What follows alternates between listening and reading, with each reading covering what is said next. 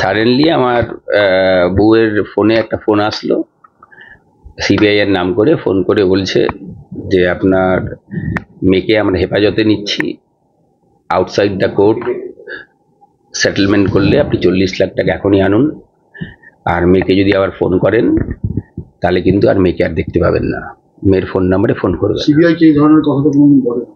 সেই জন্যই তো ফোনটা করেছি ঘরের বউকে, ওই জন্যই তো আমাকে করেনি।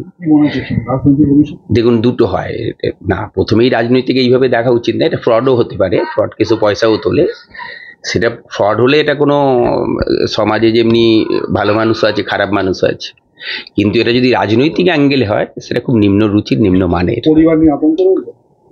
আতঙ্ককে আমরা লড়াই, আমরা এর মধ্যে দিয়ে আছি। ওই 2 ঘন্টা একটু আতঙ্কে ছিলাম যখন মেয়েকে ট্রেস করতে পারছিলাম না, বলছে মেয়েকে হেফাজতে নিয়েছি, মেয়ে কলেজে গেছে, ফোন করছি ফোনটা তুলছে না মেয়ে, ওই 2 ঘন্টা খুব খারাপ সময়ের মধ্যে ছিলাম।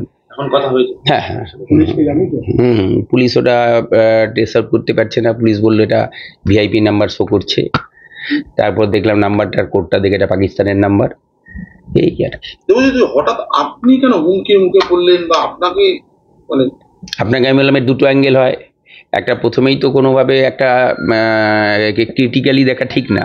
দেখুন এটা ফ্রড হতে পারে, যে পয়সা সিবিআইয়ের নাম করে পয়সা চাইছে, এই জিনিসও আমি শুনেছি আগে, কিন্তু আরেকটা হচ্ছে রাজনৈতিক অ্যাঙ্গেল।